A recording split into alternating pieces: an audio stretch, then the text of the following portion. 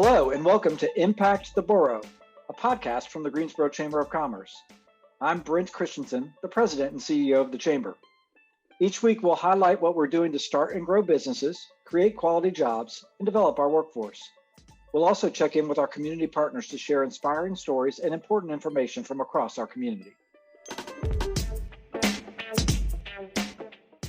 This podcast is brought to you by Truliant Federal Credit Union, a modern, mission-driven financial institution focused on the needs of its members, the businesses it serves, and our community. With 5 locations in Guilford County, including a dedicated commercial lending office at Friendly Center and a highly rated mobile banking app, Truliant makes it their business to help you grow yours. Visit Truliant.org for more information.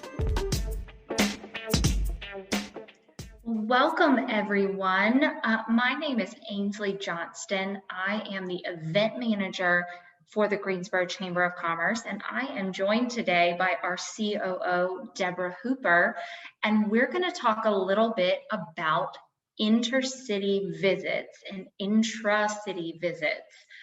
We just had the fortune of just completing one of these awesome events, and just brought up a lot of interesting questions about what are intercity visits and what comes out of them. So we wanted to discuss that with our community. So Deborah, welcome.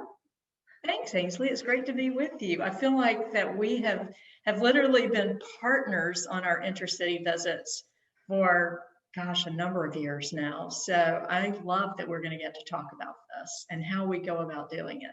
Yes, it's a fun one. I mean, it is a fun event for our community, for our members, but I will say it also selfishly is a fun event for Deborah and I to plan. We get to sort of be the leads on these little every other year events. And I think, Deborah, if I'm right, I think I just heard that I celebrated my 6-year anniversary at the Chamber. So that's right. We've now done a number of these together. So we get to go on a little pre-visit and have a little chance to meet new communities. So it's always a fun time. It's Deborah and Ainsley on the road. All right. Yeah, let's venture back down memory lane on this. So I guess let's start with, for those who don't know, what is an intercity visit? So Ainsley, that's a great question. I did not know what an intercity visit was when I started at the Chamber 10 years ago, but I quickly learned from some other chambers, right, what an intercity visit is. And I realized that after learning from them, that it's really the creation of an opportunity to go somewhere, to discover, to learn, and then to come back and localize what we've learned. And it was an eye-opening experience for me, being new to the chamber industry, to actually work with others to create these experiences. I think it's an awesome opportunity. The second year I was here, so I came in July. The next year we were going on one of these visits. So I had just heard about one that had been finished, and basically I'm told, hey, you're going to help plan an opportunity for 100 business and civic leaders to travel to another city, spend 2 days learning all sorts of amazing things. And it was like, what? Wait, how do we learn about these other cities? How do we know what we're going to plan? That it just seemed so huge. And so I think you had touched on there this idea of collaboration with other chambers and learning from other chambers kind of what an intercity visit is. What I think is so interesting is this collaboration with other chambers. And I wonder if you can talk about that, how other chambers play a part in the idea and the creation of intercity visits. So coming on board, I did not have a clue how to go about, creating this experience. And what I learned from other chambers is there's really almost like a template model, if you will, a process that most chambers use, and that once you learn this model, this process, if you will, that you can customize it to fit your community. And so that first intercity visit, we started following that template model of establishing a steering committee. And so, Ainsley, you mentioned, gosh, I came in and we were already starting to plan for an intercity visit that was not going to happen until the next year. Correct. It takes a year to actually select the steering committee and then get them together, go through brainstorming focus areas that you really want your visit to actually be about, right? That you want to create experiences and learning opportunities, if you will, around these focus areas. So that's one of the first things that we do when we get the steering committee together, is we start really examining ourselves, our own community, and saying, what is it that we would like to learn, some best practices, some successes, even some failures, right? Because it's really good to learn what has not worked around issues and opportunities that we have, that we can go learn how somebody else did it, but then bring that knowledge back and use it to create those initiatives, those projects, and those new opportunities for our own community around real issues. And so how long has the chamber been hosting intercity visits? It sounds like that chambers across the country have done them for years and years, but how long has that been a practice in Greensboro? So at the Greensboro Chamber, we started our planning for our first intercity visit in 2012. And we took 100 leaders to Birmingham, Alabama in 2013. So usually the best time for us to take 100 leaders to another city is usually in the spring, right? The weather's nicer. We wanted to make certain that we could actually fly out early one morning on a charter flight, go straight to our destination, spend 2 days, but have everybody back in Greensboro by 5 or 6 o'clock the next afternoon. That seemed to be the model that would work well for our community, an overnight stay in another city. And so that's really how we went about planning the Birmingham trip, and using some focus areas, some opportunities that we were looking at as a community at that time, that Birmingham was also, rallied around through their strategic plans, and we're seeing some success with. And so that's why we chose Birmingham. Okay, so, and I know I've been through this process a little bit as well, but you talk about these focus areas. You talk about choosing a city that is doing great things in these focus areas we've decided. Sort of a peek behind the curtain, if someone hasn't come to one of our coffee and conversations where we're selling one of these trips, can you talk a little bit about that steering committee? You said that they meet a year in advance, but who is on this mystical steering committee that kind of decides what we should be learning about? That is just a great question, because when we were first starting out in 2012, it was like, who should serve on this first steering committee, right? And so choosing co-chairs who can also help invite other leaders to join the steering committee was just the right first steps for us to take. And so what I think we always like for our mayor to serve as a co-chair. And we also look at our board chair as being a person that could also help lead the steering committee. And that has worked really well for us. Other leaders that we have invited sometimes really are directly related to focus areas. They have been leaders on our board, community leaders, chamber member leaders, if you will, who have expressed an interest in special volunteer leadership opportunities. And so we have mixed it up every single time we have formed a steering committee. But again, we form it, you know, in 1 year, they go through the planning process with us.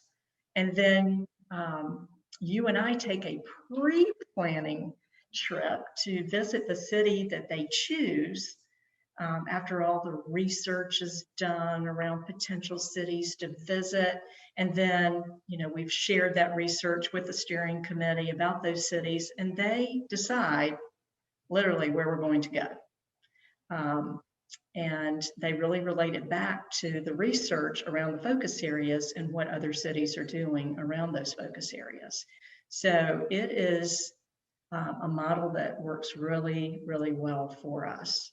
And again, we choose different leaders for each steering committee so that we always are getting fresh ideas. But at the same time, sometimes we have continuity, right, with some steering committee members who serve in that role to actually, you know, continue the conversation, and they can add perspective about, well, we studied this last time, but maybe we still need to spend some additional time on this particular issue that we have as a community, and that's very helpful as well. I think that's a great point, because that's what I found interesting going from my first intercity visit to the next, was that it's not the same committee, that there are members, there's small businesses, entrepreneurs, big businesses, board members, young professionals, but there were people who were very intentional about saying, here's work that was started that we need to continue, and to see how someone else is working on that same issue. So kind of leading off of that, we're talking about ideas, things that we've gotten. So what are some of the key ideas? What are some of the big projects or initiatives that have come out of an intercity visit? So let's go back to 2013. That's when we took the 100 leaders to Birmingham, right?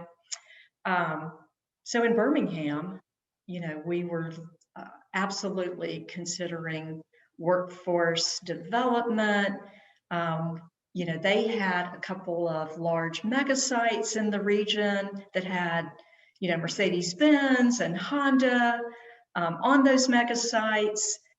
So that was a clear focus area for us.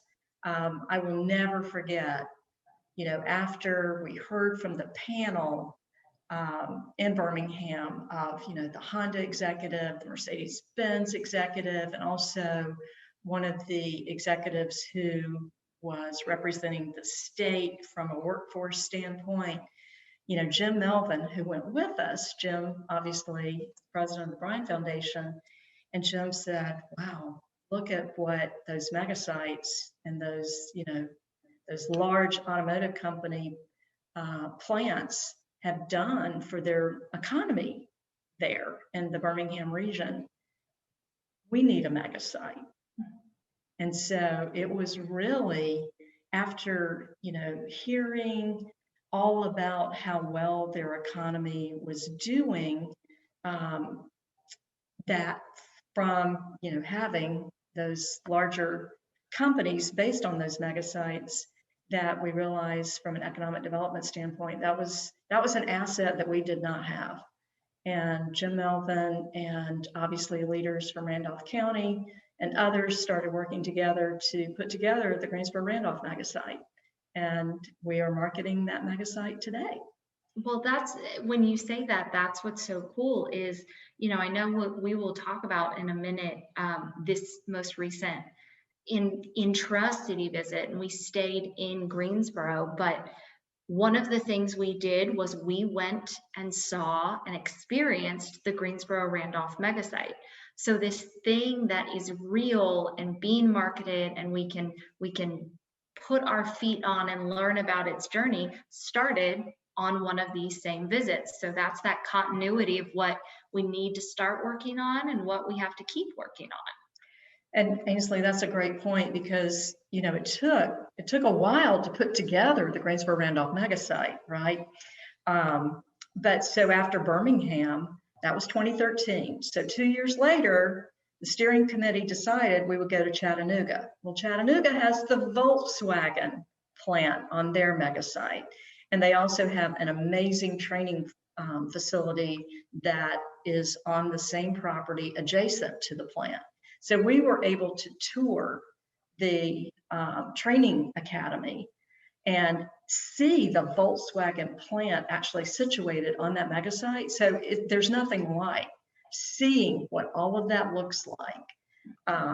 And then when we went to Columbus, there was also an opportunity to travel to Maryville and see the Honda plant there situated on their megasite. But I think what is also important is that we learned a lot about workforce development and building a pipeline, if you will, that really is going to help those companies have the workers that they need to be able to be successful and to help grow the economy.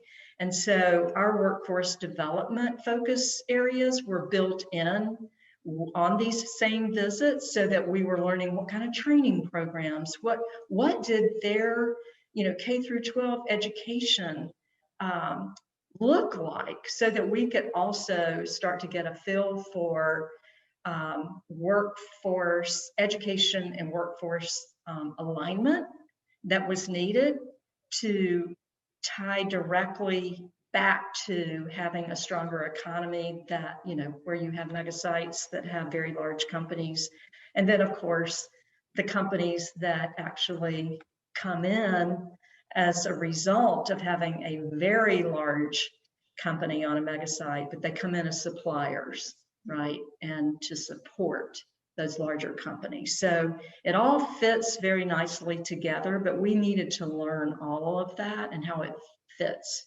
together so well.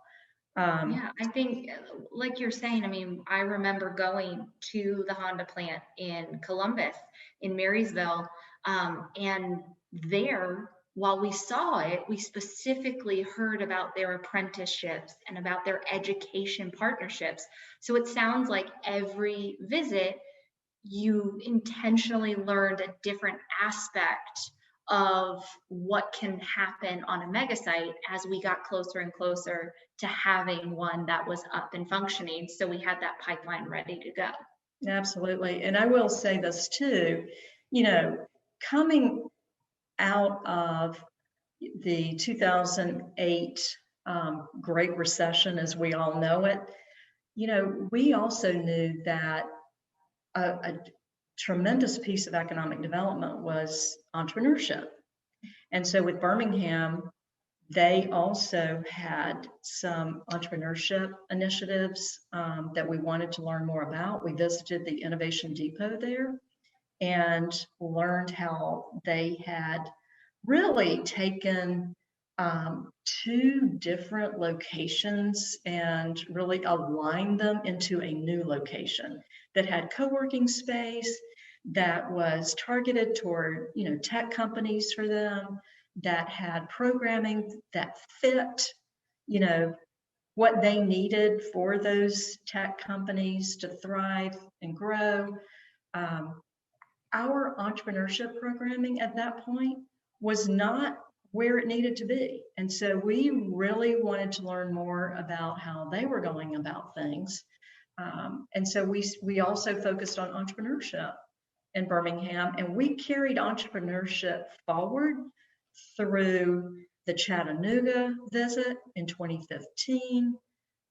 We spent a tremendous amount of time looking at their co-working space, and coincidentally, it was called CoLab. which our collab co-working space, we launched that in the fall of 2015. So when you think about it, we got to see theirs before we actually launched ours. And, it opened our eyes to, wow, it doesn't have to be super fancy, right?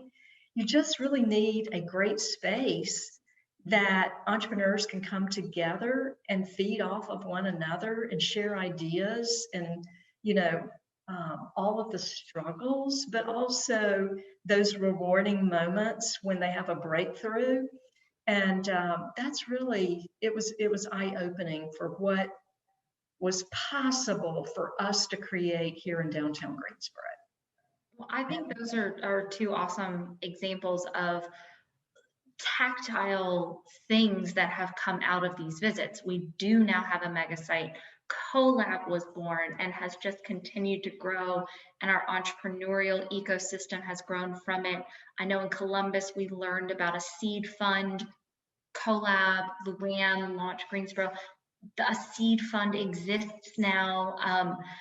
Those are all sound like things that the chamber has its hands deep in. I wonder, are there, I know that is the leading question. I know that all the things that come out of these trips, that the chamber does not take all of them on. And I wonder if you could speak to a couple examples of things that either were already in process before we went and helped learn about them and what happens after, or even things we learned about that started brand new, but that maybe it wasn't the chamber's place to take those initiatives forward, just to start the conversation. Absolutely. And there are some great examples of this. When we went to Birmingham, they had a performing arts center on the University of Birmingham campus. And our community was in the process of looking at a performing arts center in Greensboro. And, it's really good to go and see how somebody else does it. Theirs, like I said, theirs was beautiful, but again, it was on a university campus.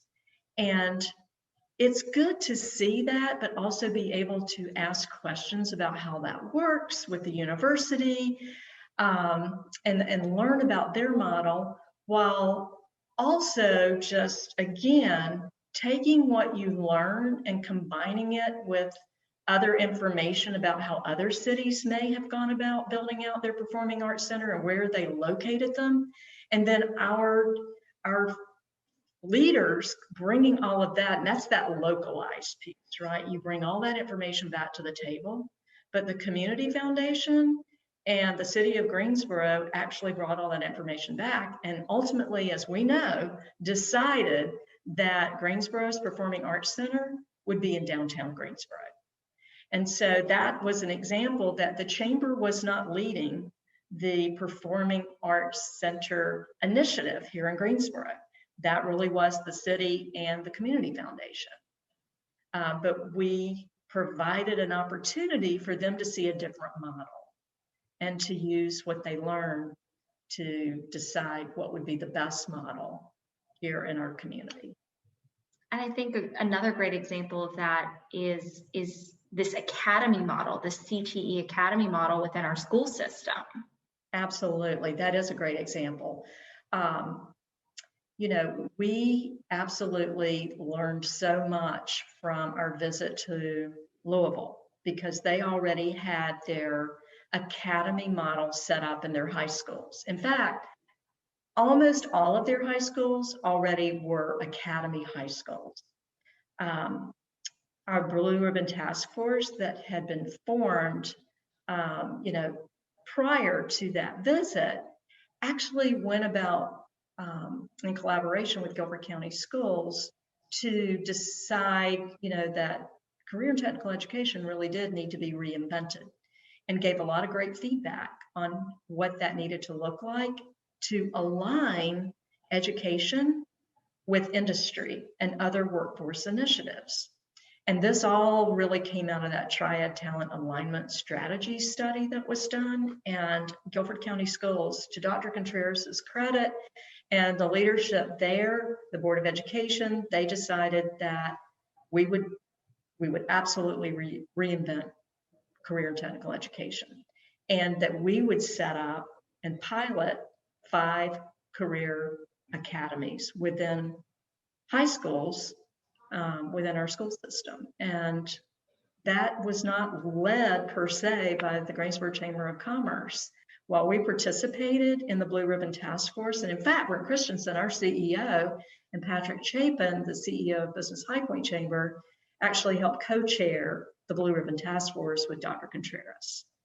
That it was a group of business leaders combined with other education community leaders, and Guilford County Schools administrative leaders to make that transformation of our career and technical education. And so I feel like a lot of great work has been done, and Guilford County Schools has been doing the heavy lifting. But what we learned in Louisville was that it really does take the entire business community to help make it work. And that's where we are right now. We learned from Louisville what their business partnership model looks like. And Dr. Contreras and some other leaders went with us on that trip to actually study that model. And so we went into one of their, signature career academies, if you will, one of their high schools. And what we were able to learn was that they really did have a model that they had been working on for several years to partner with businesses in their community like UPS, and that UPS had partnered with them in such a way that they put the equipment in that high school that they wanted the high school students to learn on, so that they could hire those students, and those students would already have experience working with the equipment that UPS uses. So that was just one example of how a company partners with a signature career academy, if you will. And so we're ready. We've worked for the last year in collaboration with Guilford County Schools to create our own business partnership model. And Guilford County Schools is ready to roll that out. And so the 2 chambers in Guilford County are ready to help connect businesses in with Guilford County Schools to partner with them. Well, and I think that just shows how the initiatives that come out of an intercity visit, on the one hand, they might have been started before we left. Maybe there's a reason we chose that city to go learn more. It shows that sometimes the work to be done when we get back is not the chamber's work. It is, we are taking city leaders from all sectors because it is their work that they're going to do. But you see this extra piece, right? Now, the leaders who needed to get these academies moving have been doing that work. And so now it comes full circle back to the chamber, and our piece of it is returning to what we learned and this business partnership model. Now we can get back into the mix with how we can help, which I think is awesome. Another full circle moment while we're talking about Louisville is, I think what I have found the most helpful and the most interesting about these visits that I did not anticipate is the connections that we build with these other cities. So we talk a lot about learning great information to bring back to our community. We talk about the fun, the social aspect of these trips, that you're getting to know your fellow community members, whether you are, stuck waiting for a plane at PTI Airport on your way to Columbus, Ohio. If you listening have never heard of our story to Columbus, it is legendary. We'll tell you sometime. But what I have found is that not only I, as an organizer, have now been able to call on the people that I met and learned from in these cities, but that our community members do as well. And I know you were telling me the other day, just another example of someone in our community kind of reaching back out to a partnering city. Absolutely. Chris Rivera, who leads Guilford Works, Chris reached out to me and said, Deborah, we really want to establish a youth career center in downtown Greensboro. What's that guy's name in Louisville? And I said, oh, Michael Gretton at Kentuckiana Works. And he said, yes. He said, could you connect me with him? When I reached out to Michael, you would have thought that we just saw each other like a week or so ago. He was so warm and enthusiastic and just seemed so excited to reconnect, which made me feel really good, right? And so I obviously asked him if I could connect he and Chris, and he was like, absolutely, I'd love to help him share whatever might be, helpful to him. He said, please go ahead. And so connecting the two of them, right? Because Louisville had created like 4 of these youth career centers. And it's my, understanding, and I'm proud to say that Greensboro, our downtown, now has a youth career center that was going to cut the ribbon today. So you can see how just these amazing relationships get formed, these connections that people just feel this kindred spirit with us when we go visit them, that they just really want us to just stay in touch. They want to help us. We want to help them as well. And so, Ainsley, I think you've got a story where this thing has gone around a few times with the Greater Louisville Chamber as well. Yes, our friends at GLI, Greater Louisville Inc, actually 2. I mean, so our minority business accelerator that has migrated its way into Accelerate Greensboro is an initiative that came out of one of our intercity visits. Our friends at GLI were starting a similar journey. We at the Chamber have an affiliation with a program called Interrise. They were exploring it. They called us to say, what's your experience with this? How is it going? How has it personally helped you? Because we'd formed this connection. And then I serve on the board of kind of our chamber organization, ACCE, the events board, with the events manager from GLI. And I found out that they were going to have an intercity visit right when COVID hit. They decided that it wasn't too bad where they were yet, and they were going to turn internally focused, and they stayed in Louisville to look at deeply some of the issues facing their community. And so when we decided, hey, it's probably not smart to sign a contract over to go state to state during a global pandemic, we also went to our steering committee and said, what if we turned internally and sort of totally redid everything, listened to what our steering committee had to say of what they would want to focus on internally, but we got a lot of best practices directly from GLI and what they had experienced and what the benefits of being in your own city were versus what the difficulties are. If we go to another city, I need to tell you when to get to the airport, and then you are mine until I return you home. But when you have your own car and your own, office or your own kitchen table are just, moments away, you have to put on an even more compelling program. So they were very helpful, and it was very good to have that friendship that had been formed through one of these.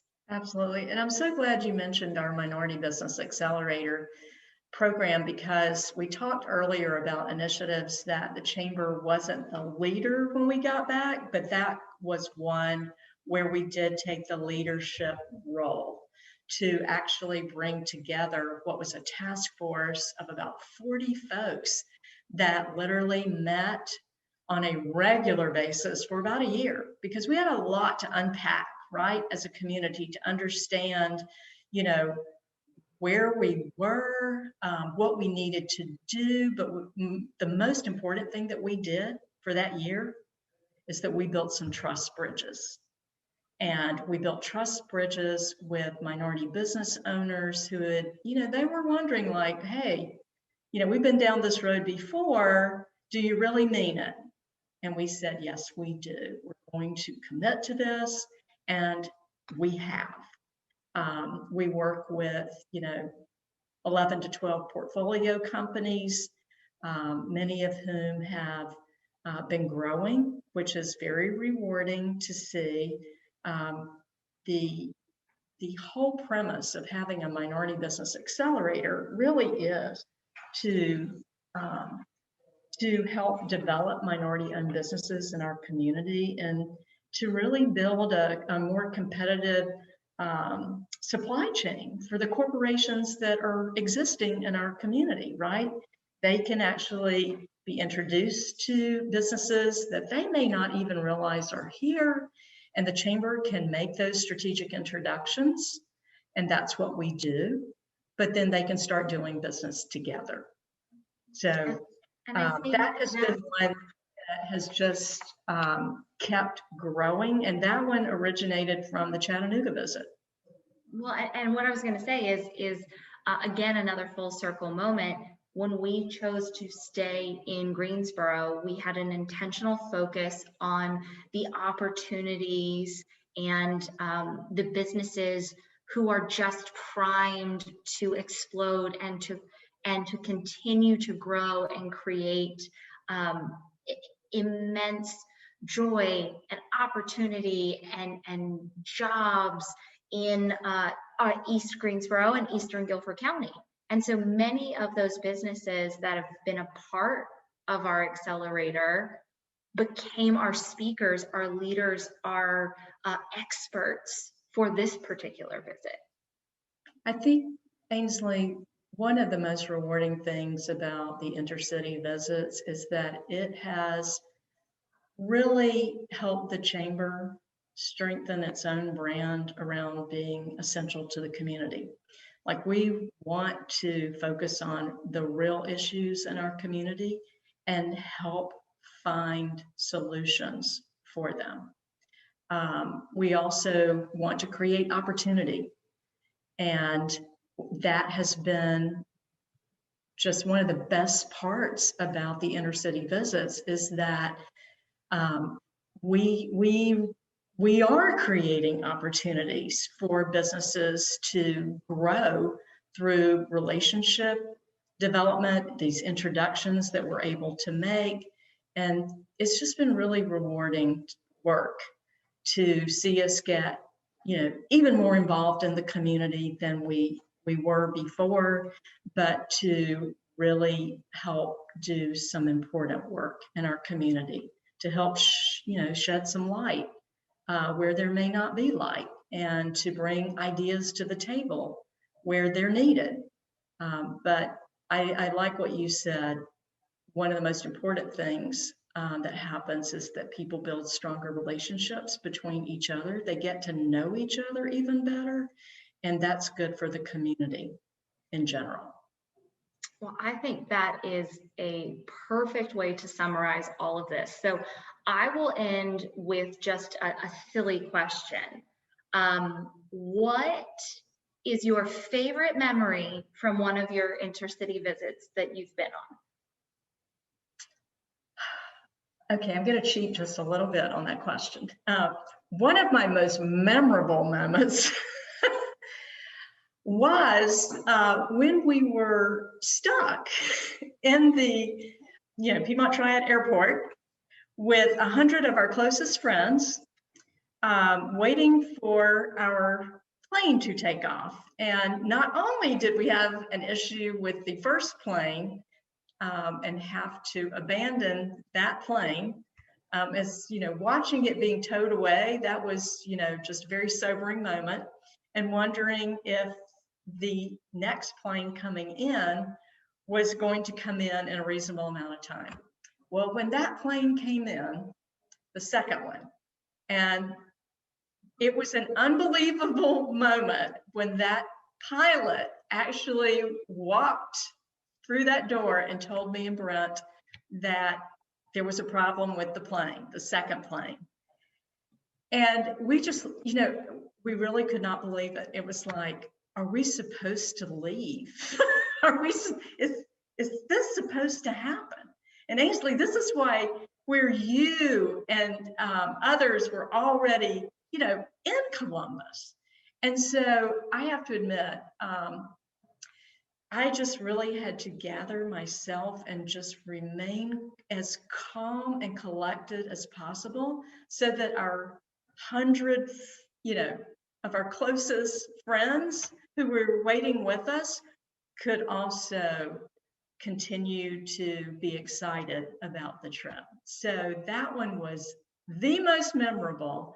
One of my just all-time favorite moments was in Chattanooga when we had lunch on the bridge over the river. They had never done anything like that themselves. They had never thought about hosting any kind of lunch or dinner on that bridge. And we just asked, like, do you think it would be possible? And they were like, okay.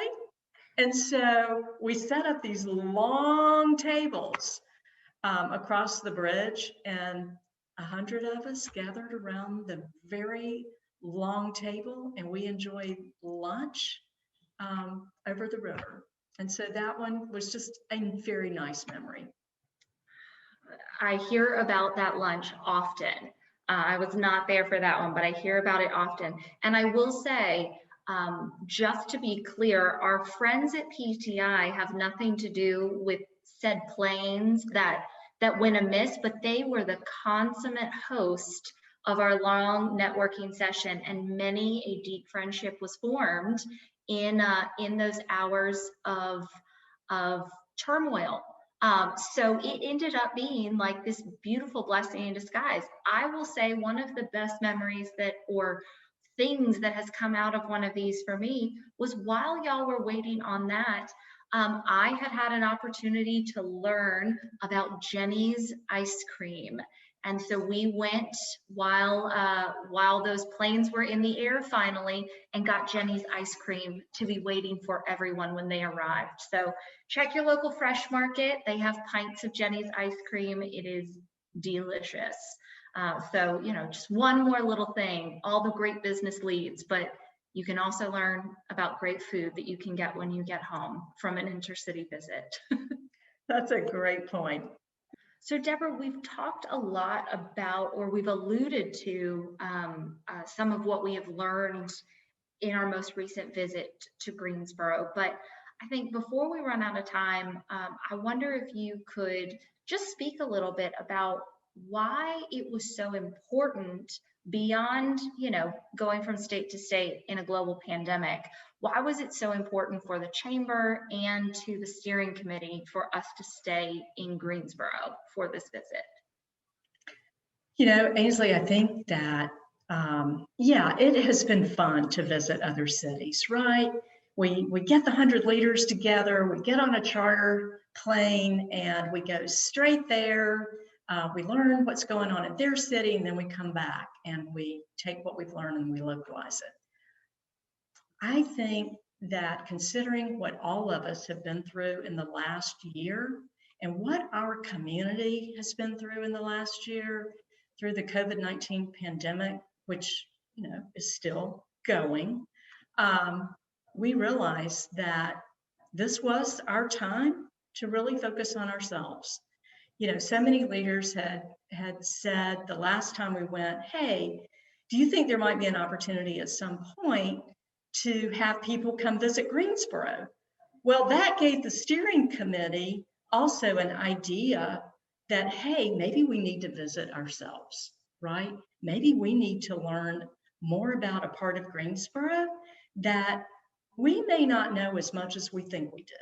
And we could absolutely invite leaders who had not, do not know or needed to learn more and wanted to learn more about East Greensboro and Eastern Guilford County and what those opportunities are for them to get more engaged. So we decided we were going to stay home and we were going to focus on a very, very important part of our community, that is absolutely the economic engine, if you will, for economic growth and recovery. And that's why we decided to stay right here and invite 100 leaders to join us to learn more about East Greensboro and Eastern Guilford County. If you'd like to learn more about that and the outcomes, the things we learned, the people we talked to, we actually have a website set up. It is gsochamber.info/ICV 2021, and that link will be in the show notes. Feel free to take a look at that. Get excited, get engaged, see what we were learning about, or you can always go to our website, greensboro.org, contact any of your chamber representatives and say, hey, next time you go, I want to be involved, or how do I get engaged with some of these initiatives you've talked about on the podcast today? We would love to have you involved and get your ideas and feedback and participation in the work that we're doing for Greensboro. So Deborah, thank you so much for shedding light on your history with these, and hopefully people are just excited and waiting with bated breath for the next city announcement. Oh, thank you, Ainsley. And we would love to have, folks contact us and get on the list to go with us next time, wherever we go, or if we decide to stay here again, because it absolutely was an amazing experience to learn more about East Greensboro and Eastern Guilford County. This podcast is brought to you by Truliant Federal Credit Union, a modern, mission-driven financial institution focused on the needs of its members, the businesses it serves, and our community. With 5 locations in Guilford County, including a dedicated commercial lending office at Friendly Center and a highly rated mobile banking app, Truliant makes it their business to help you grow yours. Visit truliant.org for more information. You can find all of our episodes on YouTube thanks to our video sponsor, North State. Make sure to subscribe so you'll get new episodes delivered to your device each week. You can follow us on Instagram, Twitter, and Facebook @GSO Chamber. See you next time.